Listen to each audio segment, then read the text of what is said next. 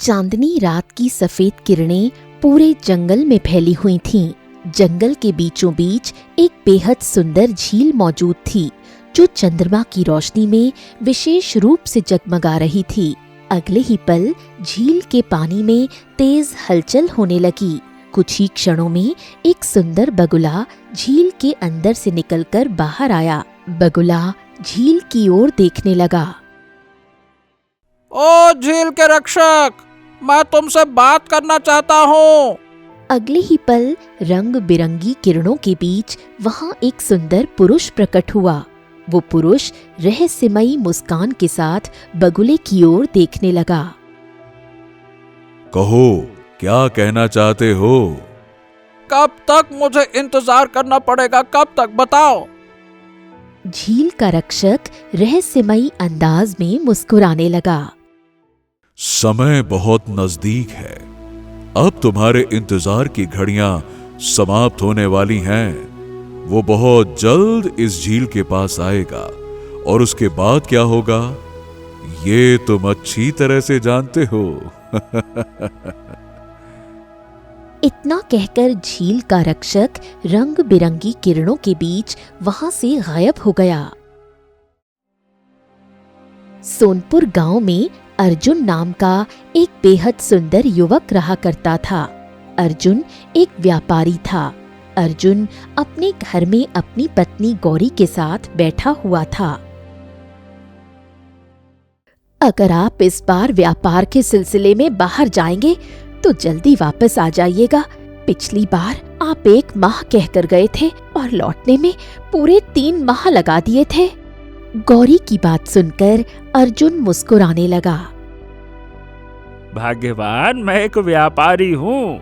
व्यापार के सिलसिले में देश विदेश घूमता रहता हूँ, तो कई बार ना चाहते हुए भी कभी कभी ज्यादा समय लग जाता है।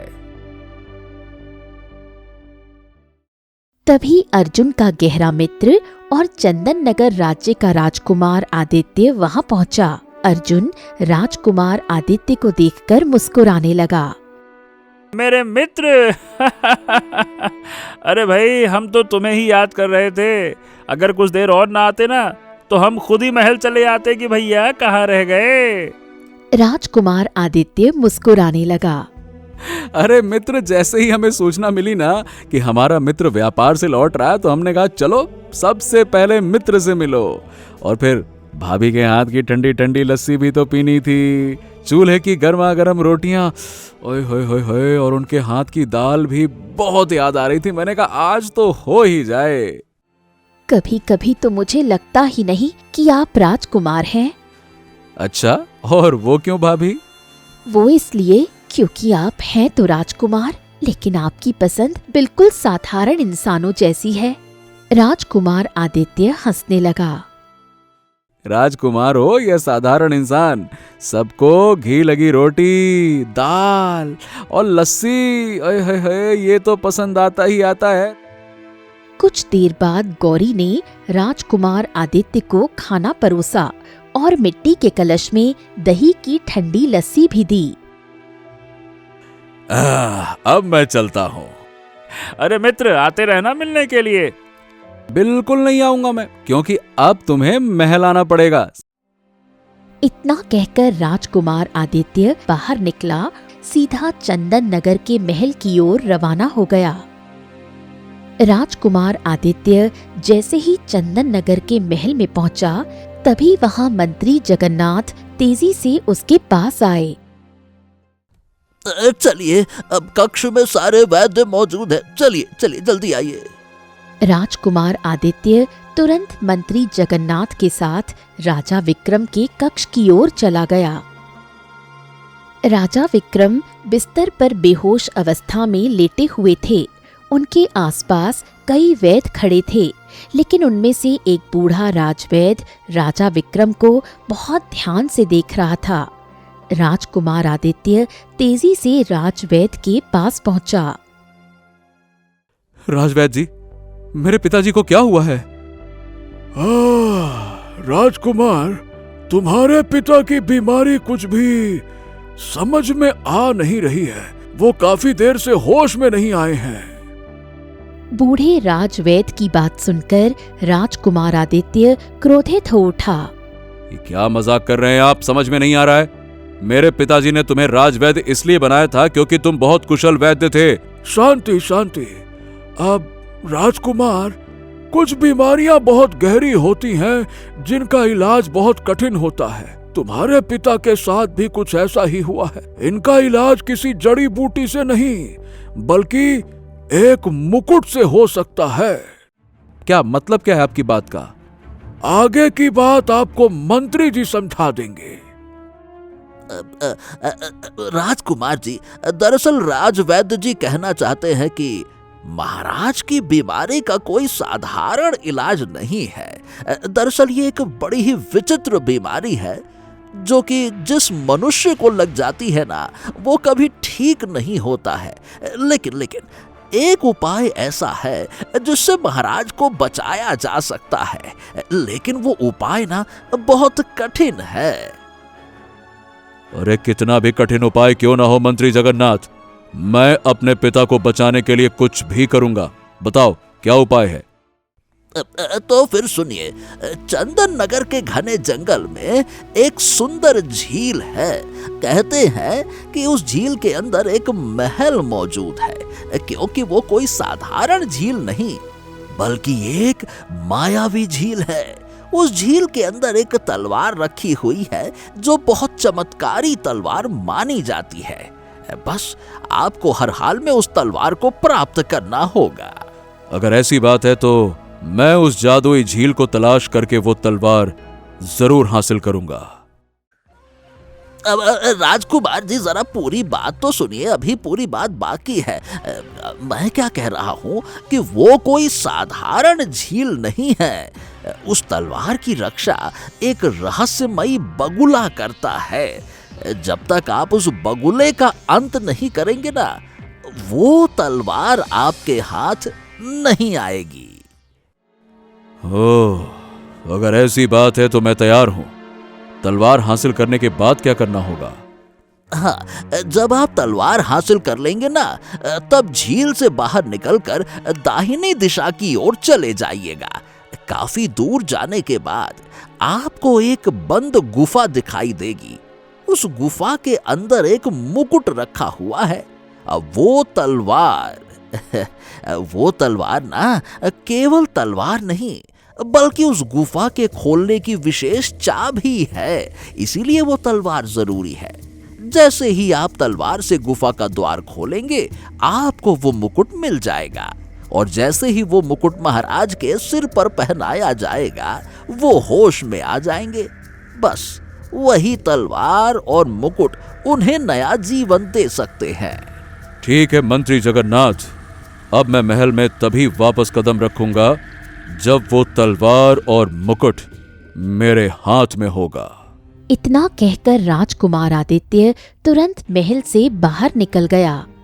राजकुमार आदित्य सुबह से लेकर शाम तक घने जंगलों की खाक छानता रहा, लेकिन उसे कहीं भी कोई झील दिखाई नहीं दी।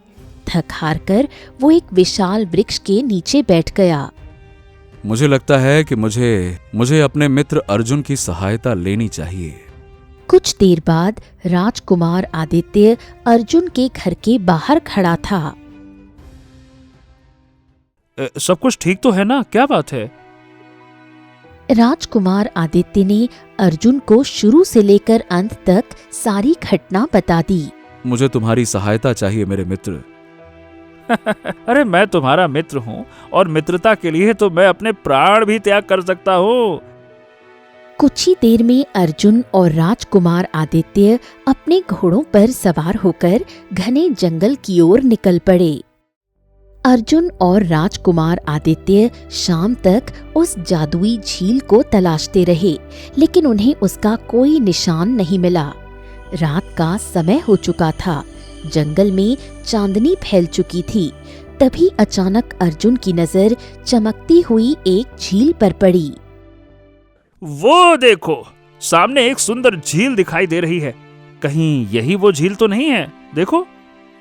राजकुमार आदित्य ने झील की ओर देखा। चलो पास जाकर देखते हैं। कुछ ही देर में दोनों झील के किनारे पहुंचे और अपने घोड़ों से उतर गए। तभी अचानक झील के पानी में तेज उथल पुथल होने लगी। अगले ही पल एक सुंदर बगुला पानी के अंदर से निकलकर वहां प्रकट हो गया। बगुले को देखते ही राजकुमार आदित्य की आंखें चमक उठीं। अर्जुन, यही वो झील है। मंत्री जगन्नाथ ने बताया था कि इस झील के अंदर एक बगुला रहता है। वो तो मैं देख रहा हूँ, लेकिन अब आगे क्या करेंगे ये भी तो बताइए। राजकुमार आदित्य ने अपनी तलवार बाहर निकाल ली। हाँ, मंत्री जगन्नाथ ने कहा था कि जब तक इस बगुले का अंत नहीं होगा तब तक मैं वो तलवार प्राप्त नहीं कर पाऊंगा जो इस झील के अंदर मायावी महल में रखी हुई है।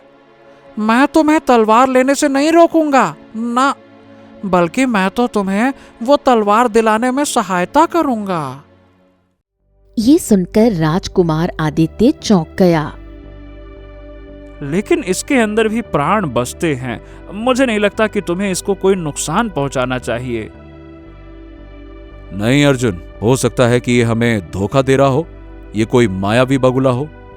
नहीं नहीं नहीं नहीं नहीं, मैं तुम्हें कोई धोखा नहीं दे रहा। अगर तुम मुझे खत्म कर दोगे तो शायद तुम उस मायावी महल तक भी नहीं पहुंच पाओगे, और अगर पहुंच भी गए तो वो महल ही इतना विशाल है कि तुम वो तलवार कभी नहीं ढूंढ पाओगे। मैं तो तुम्हें वो तलवार दिलाने में सहायता कर सकता हूँ, बस मुझे नुकसान मत पहुंचाओ। मित्र देखो, मुझे ना इस बगुले की बातों में सच्चाई नजर आ रही है। ये हमारी मदद करना चाह रहा है। हाँ हाँ, आओ मेरे पीछे पीछे आओ। इतना कहकर बगुला झील के अंदर तैरने लगा। अगले ही पल उसने खुद को एक बेहद सुंदर महल के अंदर पाया। कुछ ही देर में बगुला भी वहां पहुंचा। मेरे पीछे आओ, आ जाओ। बगुला राजकुमार आदित्य को एक विशाल कक्ष के अंदर ले गया। उस कक्ष के बीचों बीच एक बेहद सुंदर सोने की तलवार रखी हुई थी। यही वो तलवार है, तुम इसे ले जा सकते हो। लेकिन मेरी समझ में ये नहीं आ रहा कि मंत्री जगन्नाथ ने ये क्यों कहा कि तुम्हारा अंत करके ही मुझे ये तलवार मिल सकती है। देखो, बहुत से ऐसे रहस्य हैं जो तुम्हें नहीं मालूम राजकुमार, लेकिन पहले उस मुकुट को हासिल करो जिसकी तलाश में तुम यहाँ तक पहुंचे हो। क्या बात कर रहे हो? तुम्हें उस मुकुट के बारे में कैसे पता? क्योंकि इसी तलवार की सहायता से उस गुफा से वो जादुई मुकुट निकाला जा सकता है। बाकी सारे सवालों के जवाब मैं तुम्हें बाद में दूंगा, लेकिन मेरी तुमसे एक विनती है। कैसी विनती? जब तुम वो मुकुट प्राप्त कर लो तो एक बार मुझसे मिलने जरूर आना। अगर तुम बिना मिले चले गए बहुत बड़ा नुकसान उठाओगे।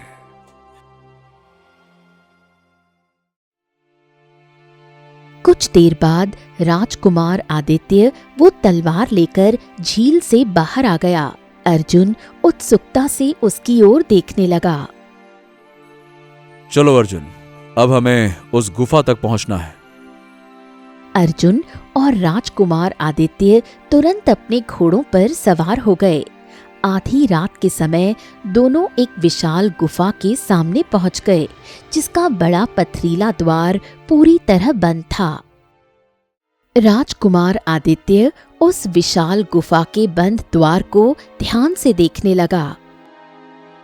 लेकिन इस गुफा को खोला कैसे जाए?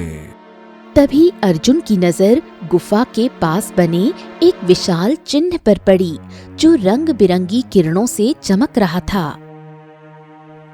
राजकुमार आदित्य, ये देखिए, मुझे लगता है कि ये कोई विशेष चिन्ह है। क्यों ना तुम तलवार को इसमें गाड़ कर देखो, हो सकता है कोई चमत्कार हो जाए।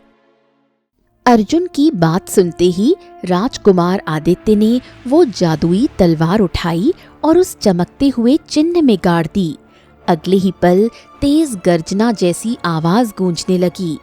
कुछ ही क्षणों में गुफा का विशाल द्वार धीरे धीरे खुल गया। अर्जुन और राजकुमार आदित्य गुफा के अंदर पहुंच गए। गुफा के अंदर रंग बिरंगी किरणों के बीच एक जादुई मुकुट रखा हुआ था। राजकुमार आदित्य ने वो मुकुट उठा लिया। हाँ चलो अर्जुन, अब पिताजी ठीक हो जाएंगे। राजकुमार आदित्य मुकुट और तलवार लेकर अर्जुन के साथ महल की ओर निकल पड़ा। जरा कुछ देर रुको, मैं अभी आता हूँ। लेकिन तुम जा कहाँ रहे हो भाई? उस जादुई बगुले ने कहा था कि मुकुट प्राप्त करने के बाद एक बार मुझसे मिलने जरूर आना। क्या पता वो मुझे कुछ जरूरी बात बताना चाहता हो। इतना कहकर राजकुमार आदित्य वहां से चला गया। कुछ देर बाद वो वापस लौट आया। उस जादुई बगुले ने तुम्हें क्या बताया मित्र? राजकुमार आदित्य कुछ पल तक चुप रहा। तो उसने जो बताया ना, शायद वो विश्वास करने योग्य नहीं था। कुछ ही देर में राजकुमार आदित्य अर्जुन के साथ महल पहुंचा। वो सीधे अपने पिता राजा विक्रम के कक्ष में पहुंचा। जैसे ही मंत्री जगन्नाथ की नजर आदित्य के हाथों में पकड़ी तलवार और मुकुट पर पड़ी, उसकी आंखों में चमक आ गई। तुम सचमुच इन्हें ले आए? क्या तुमने उस बगुले को मार दिया? अरे ये सब बातें छोड़िए मंत्री जगन्नाथ, सबसे पहले ये मुकुट और तलवार लीजिए और मेरे पिताजी को होश में लाइए, जल्दी कीजिए। मंत्री जगन्नाथ तुरंत मुकुट और तलवार अपने हाथों में ले लेता है। अगले ही पल वो मुकुट राजा विक्रम के सिर पर पहना देता है। जैसे ही मुकुट राजा विक्रम के सिर पर पहुंचा, उनकी आंखें खुल गईं। वो अचानक उठकर बैठ गए और तुरंत मंत्री जगन्नाथ के हाथ से तलवार छीन ली। अगले ही पल राजा विक्रम जोर जोर से हंसने लगा। अब मैं इस संसार का सबसे शक्तिशाली राजा हूँ। अब मैं किसी को नहीं छोड़ूंगा। सबसे पहले अगर मैं किसी को खत्म करूंगा तो वो होगा राजकुमार आदित्य। ये क्या कह रहे हैं पिताजी? आप अपने ही पुत्र को खत्म करने की बात कर रहे हैं? ये आपको क्या हो क्या गया है? मूर्ख, मुझे कोई बीमारी नहीं थी। ये सब तो मैंने इस मुकुट और तलवार को हासिल करने के लिए नाटक किया था, क्योंकि इस मुकुट और तलवार को केवल तुम ही हासिल कर सकते थे। ये सुनकर राजकुमार आदित्य चौंक गया। क्या? लेकिन ऐसा क्या है इस मुकुट और तलवार में? एक सच्चाई जो शायद तुम नहीं जानते, लेकिन अब मैं तुम्हें सब कुछ बताता हूँ। तुम मेरे पुत्र नहीं हो, तुम मेरे भतीजे हो, भतीजे। ये सुनकर राजकुमार आदित्य की आंखें फैल गईं। कल मैं तुम्हें दूंगा मृत्यु दंड, लेकिन उससे पहले मैं तुम्हें एक सच बताना चाहता हूँ। जानते हो तुम्हारी माँ की मृत्यु कैसे हुई थी? कैसे? राजा विक्रम की आंखों में क्रूरता उतर आई। तुम्हारी माँ की मृत्यु मेरी वजह से हुई थी, मेरी वजह से। मेरा नाम राजा विक्रम नहीं है, बल्कि मैं हूँ राजा सूरज, और असली राजा विक्रम का छोटा भाई हूँ मैं। पूरे कक्ष में सन्नाटा छा गया। हमारे खानदान में पीढ़ी दर पीढ़ी जो राजा बनता था, उसे ये मुकुट और तलवार सौंप दी जाती थी। दरअसल ये मुकुट और तलवार वर्षों पहले देवताओं ने प्रसन्न होकर हमारे पूर्वजों को दी थी। जिस मनुष्य के सर पर यह मुकुट होगा और जिसके हाथ में यह तलवार होगी, वो अजेय हो जाएगा। लेकिन मेरे पूर्वज निकले एक नंबर के मूर्ख। उन्होंने कभी इस शक्ति का उपयोग ही नहीं किया। वो इस मुकुट और तलवार को बस एक सुरक्षित कक्ष में बंद करके रखते रहे। मैं चाहता था कि मैं राजा बनूं और ये मुकुट और ये तलवार मेरे हिस्से में आए, ताकि मैं पूरे संसार को जीत सकूं। लेकिन मेरे बड़े भाई राजा विक्रम के रहते ये संभव नहीं था। और फिर एक दिन मुझे राज्य से बेदखल कर दिया गया। राजा विक्रम अपने महल के बगीचे में खड़ा था। तभी तेजी से भागता हुआ एक सैनिक वहां पहुंचा। महाराज महाराज महाराज, आपके जुड़वा भाई राजा सूरज वापस लौट आए हैं और उन्होंने आपके पत्नी की हत्या कर दी है। ये क्या बात कर रहे हो तुम? मैं सत्य कह रहा हूँ महाराज। वो सीधे उस कक्ष में गए जहाँ रहस्यमयी तलवार और मुकुट रखा हुआ था। अगर वो उनके हाथ लग गया तो फिर आप जानते हैं क्या होगा। सैनिक की बात सुनकर राजा विक्रम की आंखों में आंसू आ गए। हमारा पुत्र आदित्य अपनी माँ को देख भी ना सका। वो बड़ा होकर अपनी माँ को याद रख पाएगा क्या? महाराज क्षमा करें, लेकिन ये रोने का समय नहीं बल्कि बचाव का समय है। जल्दी जाइए और तलवार और मुकुट को अपने कब्जे में ले लीजिए, इससे पहले कि वो आपके छोटे भाई के हाथ लग जाए। जल्दी कीजिए। तुम चिंता मत करो। इतना कहकर राजा विक्रम वहां से निकल गया। वो गुप्त रास्ते से महल के उस कक्ष में पहुंचा जहां तलवार और मुकुट रखा हुआ था। राजा विक्रम ने तुरंत तलवार और मुकुट उठा लिया। अब ये तलवार और मुकुट महल में नहीं रहेगा। मैं इसे ऐसी जगह छुपाऊंगा जिसकी कोई कल्पना भी नहीं कर सकता। इतना कहकर राजा विक्रम वहां से निकल गया और अपने घोड़े को जंगल की ओर दौड़ा दिया। लेकिन कुछ ही दूर जाने के बाद अचानक राजा सूरज उनके सामने आकर खड़ा हो गया। ये तलवार और मुकुट मेरे हवाले कर दो। हाँ, असंभव कभी नहीं। तूने मेरी पत्नी की हत्या की। ये तलवार और मुकुट सुरक्षित रखने के बाद मैं तुम्हें भयंकर सजा दूंगा। राजा सूरज धीरे धीरे आगे बढ़ने लगा। आगे बढ़ने से पहले याद रखना सूरज, जिसके हाथ में ये तलवार होती है वो अजेय होता है, तो मुझे कभी नहीं मार सकता। ये सुनकर राजा सूरज घबरा गया। कहाँ छुपाओगे इसे? मैं तो पता लगा कर ही रहूंगा। इतना कहकर राजा सूरज वहां से चला गया। बाद में राजा विक्रम अपने घोड़े को तेजी से घने जंगलों की ओर दौड़ाने लगा। कुछ देर बाद राजा विक्रम एक सुंदर झील के पास पहुंचा। वो झील के किनारे बैठ गया और फूट फूट कर रोने लगा। तभी रंग बिरंगी किरणों के बीच वहां एक सुंदर पुरुष प्रकट हुआ। कौन हो? मैं इस झील का रक्षक हूँ। मैं तुम्हारे बारे में सब कुछ जानता हूँ। तुम्हारे साथ बहुत बुरा हुआ, लेकिन इस समय तलवार और मुकुट की सुरक्षा सबसे जरूरी है। मैं तुम्हें एक रास्ता बताता हूं। यहां से दाहिनी दिशा की ओर चले जाओ। वहां एक गुफा है। उस गुफा के अंदर एक चिन्ह बना हुआ है। तुम इस तलवार को उस चिन्ह में गाड़ देना। गुफा का द्वार खुल जाएगा। तुम मुकुट को वहां सुरक्षित रख देना और तलवार लेकर वापस आ जाना। आगे क्या करना है वो मैं तुम्हें बाद में बताऊंगा। जाओ। राजा विक्रम तुरंत झील के रक्षक के बताए हुए स्थान की ओर निकल पड़ा। कुछ देर बाद उन्होंने गुफा के अंदर मुकुट को सुरक्षित रख दिया और तलवार लेकर वापस झील के पास आ गया।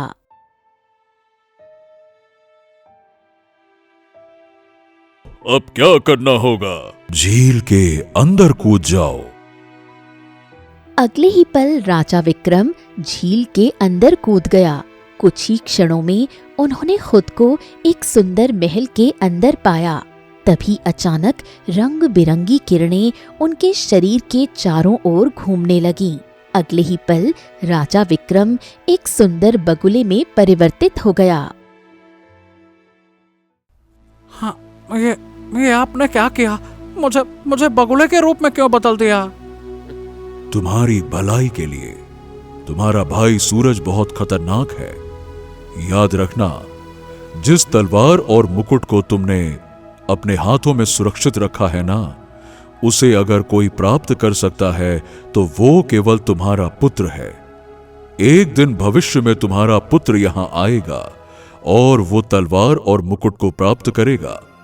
लेकिन याद रखना, जब तक तुम्हारा भाई सूरज जीवित रहेगा तब तक तुम इसी बगुले के रूप में रहोगे, और जैसे ही उसका अंत होगा तुम अपने असली रूप में वापस आ जाओगे।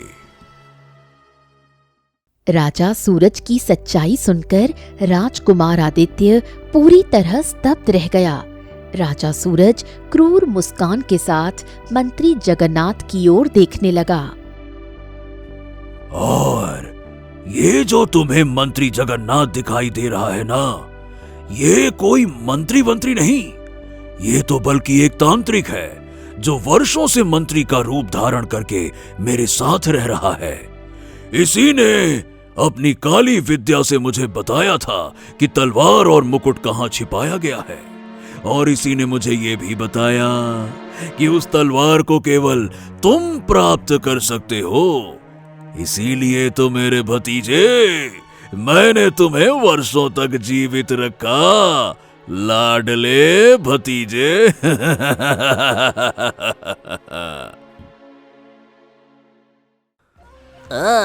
अरे मूर्ख, तुमने अपने ही हाथों अपने पिताजी को खत्म कर दिया।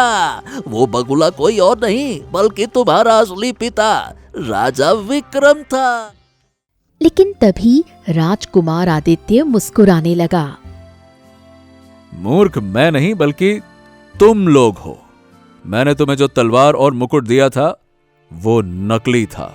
असली तलवार और मुकुट अभी भी मेरे पास है।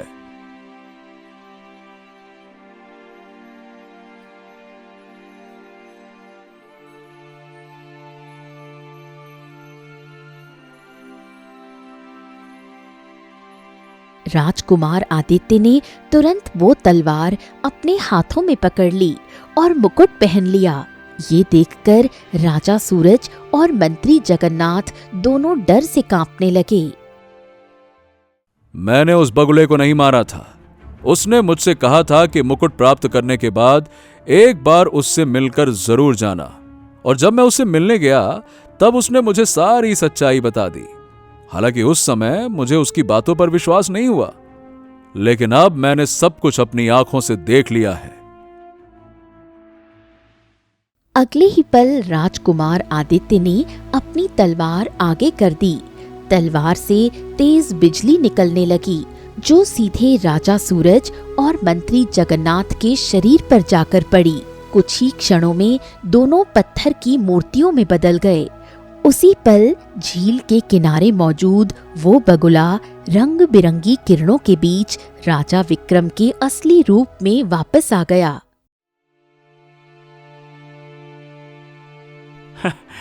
हाँ, मित्र, अब मैं चलता हूँ, और हाँ, अब अपने पिताजी को भी मेरे घर जरूर लेकर आना।